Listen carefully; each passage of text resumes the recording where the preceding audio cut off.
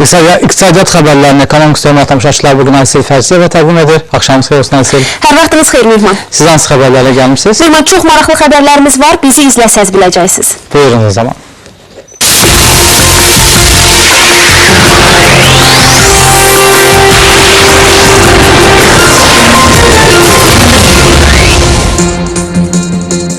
Ölkə və dünyanın iqtisadi gündəmini təqdim edirik. Azərbaycan Sahibkarlar Təşkilatları Milli Konfederasiyası ilə Dövlət Sosial Müdafiə Fondu arasında memorandum imzalanıb. Memorandum sahibkarların sosial sığorta və pensiya təminatına dair maarifləndirilməsi, könüllü sosial sığorta haqqının ödənilməsi şərtlərinin müəyyənləşdirilməsi, əmək pensiyalarının yığım komponentlərinin fəallaşdırılması və s. kimi məsələləri əhatə edir. Bu isə vətəndaşların pensiya təminatı sistemində nəzərdə tutulan əsas islahatların həyata keçirilməsində mühüm əhəmiyyət kəsb edir. Dövlət Sosial Müdafiə Fondundan bildirirlər ki, məhz bu səbəbdən Azərbaycan Sahibkarlar Konfederasiyası ilə əməkdaşlıq bütövlükdə özəl sektorun və ölkə iqtisadiyyatının inkişafına müsbət təsir edəcək. Dünyanın 100 ən önəmli layihələrindən biri Bakı-Tbilisi-Qars dəmir yolu xəttinin bu ilin oktyabrında istifadəyə veriləcəyi gözlənilir. Layihə Azərbaycana gətirilən məhsulların ucuzlaşmasına səbəb olacaq. Bu isə öz növbəsində Azərbaycanın ticarət həcminin miqdarının artması və ölkəmizə gətirilən məhsul çeşidlərinin çoxalması ilə nəticələnəcək. Nəzərə alsaq ki, Bakı-Tbilisi-Qars layihəsinin istismara verilməsi Çin-Avropa arasındakı hal-hazırda mövcud olan və 26-30 gün müddətinə başa gələn dəniz daşımalarını 12-15 gün müddətində yekunlaşdırmağa imkan verəcəkdir. 12-15 gün müddətində daşımalara imkan verəcəkdir.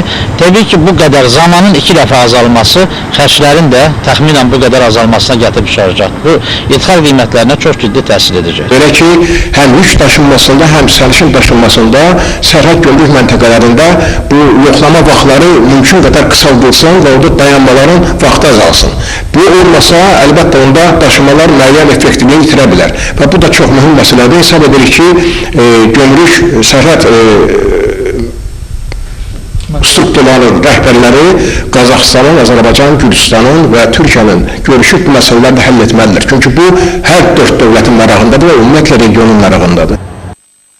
İlin ilk 4 ayında Azərbaycandakı 27 sığorta şirkətinin xətti ilə 166 milyon manat sığorta haqqı toplanıb. Azərbaycan Sığortaçılar Asosiasiyasının məlumatına görə bu 2014-cü ilin eyni dövrünə nisbətən 11,1% çoxdur.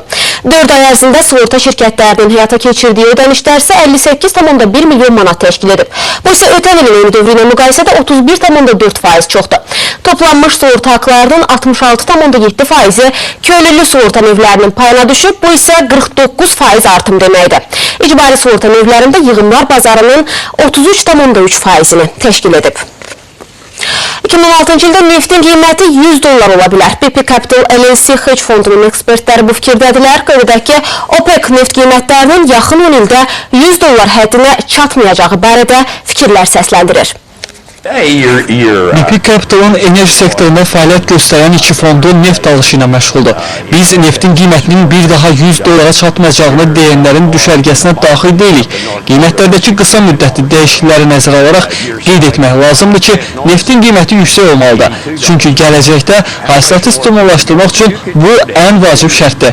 Hesab edirik ki, Amerika Birləşmiş Ştatlarında neft hasilatı özünün pik nöqtəsinə çatıb və ehtimal ki, bu ilin sonunda neft istehsalı ötən ilin müvafiq dövründəki səviyyəsində qalacaq. İndi isə birjalardakı tendensiyanı nəzərinizə çatdırırıq. Son hərraclarda bütün markalardan olan neft bahalaşıb. Amerikanın New York əmtəl birjasında hərraca çıxarılan light markalı qara qızıl $60 təklif edilir. London birjasındakı Brent nefti isə hazırda $66.96 satılır. Qiymətli metallar bazarında dinamika əsasən müsbətdir. Qızılın qiymətində artım var. Sarı metalın bir unsiyası bu saata $1229.40 təklif edilir. Gümüş də bahalaşır. Bu metal indi $17.70. Digər metallarsa əksinə bir qədər ucuzlaşıblar. Bugün Amerikanın səhəm bazarında dinamika əsasən müsbətdir. Yaponiyanın Nikkei 225 indeksi də bahalaşıb. Avropanın qiymətli kağızlarında da artım qeydə alınıb.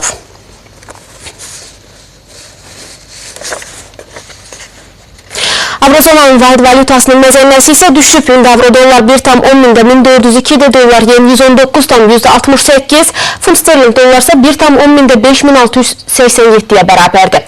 Azərbaycan manatının digər valyutalara nisbətən Mərkəzi Bankın müəyyənləşdirdiyi məzənələri isə belədir. İndi 1 dollar 1 manat 5 qəpikdən ucuzdur, 1 avro 1 manat 20 qəpiyə yaxınlaşır, Rusiya rublu 2 qəpikdən yuxarıdır, Türk lirəsi isə 40 qəpikdən yuxarı mübadilə olunur. Bu bizim Ekonomikstə çatdıracağımız sonuncu xəbər idi. Sizi maraqlandıran hadisə və narahat edən problemlər barədə isə 497-61-57 nömrəli qaynar xəttimizə zəng vurub məlumat verə bilərsiniz. Həmçinin Android tipli mobil telefonlara iReporter proqramını yükləməklə də qarşılaşdığınız hər hansı hadisəni Lider televiziyasına göndərə bilərsiniz. Mehman, bizdən bugünlük bu qədər. Söz yenidən sizdədir. Çox sağ olun.